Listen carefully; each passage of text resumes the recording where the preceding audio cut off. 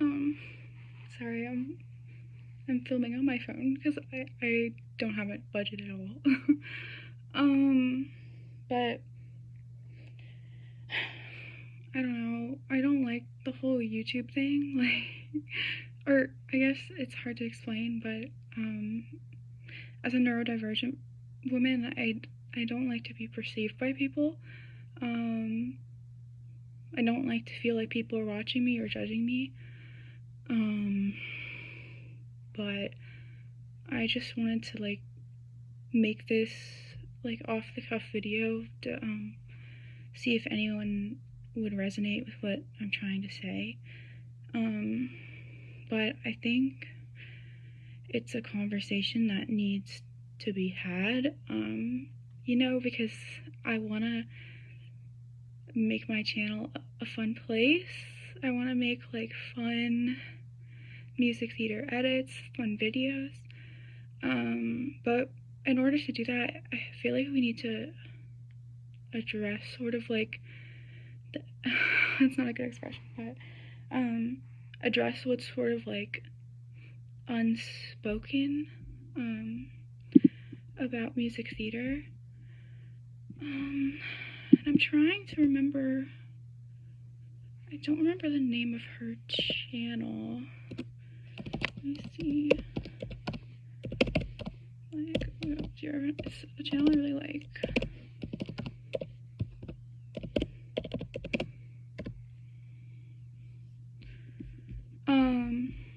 Yeah, Hannah Bales, is that how you say it? She addressed this a little bit before in her video reacting to Hairspray.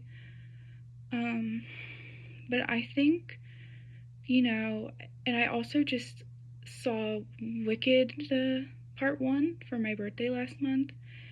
And I don't think it's a coincidence. And I know it's not a good idea to be like talking about people's bodies like in public. It's not exactly smiled upon. But I think they're setting a certain example for people who want to be in music theater. So I'm just gonna say what I think has to be said. It's noticeable that Ariana Grande and Cynthia Erivo both lost like a significant amount of weight in filming. And I don't want to say it's unhealthy because I don't know them personally. I don't know what their health is, but it's a lot of weight to lose in a short amount of time. And there's not very many healthy ways to do that. And I know personally about how that is.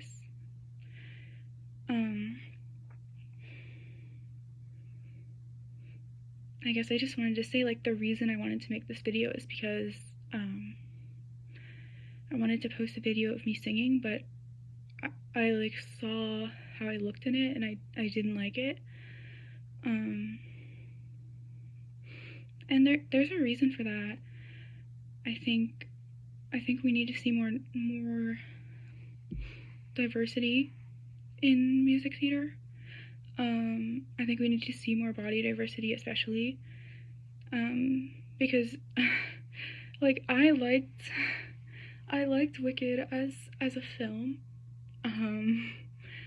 As a movie, I thought it was good. I don't know, I wasn't like,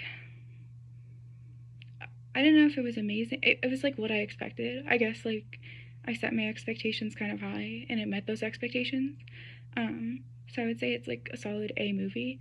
But like, what are the long-term effects of, the capitalism from these movies? Like, it's the same thing as the Barbie effect. Like, was it a good movie? I guess so.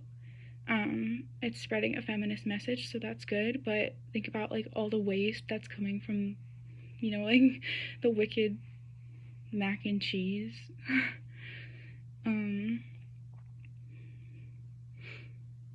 But yeah, I guess what I'm saying is, like, just having one, one plus size girl in the whole movie is not, it's not gonna, like, make up for the fact that there's clearly some, like, eating disorder situation going on, or, like, unhealthy eating going on.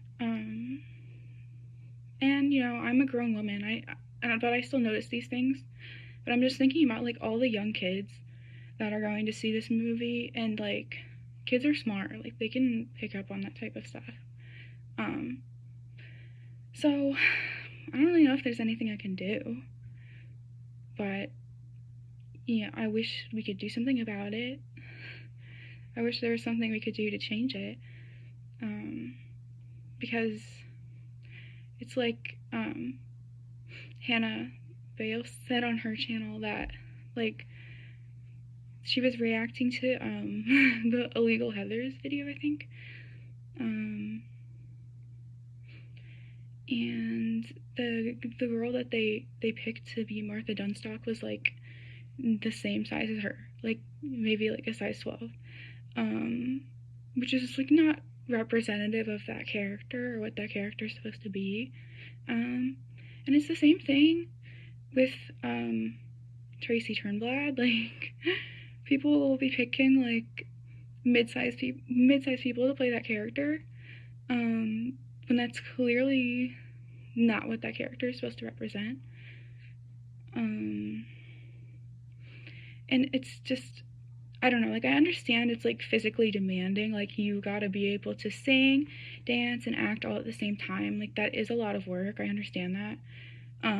But at the same time, I don't think plus size people or mid-sized people are, like, incapable of doing that. Like, even, I love Star Kid.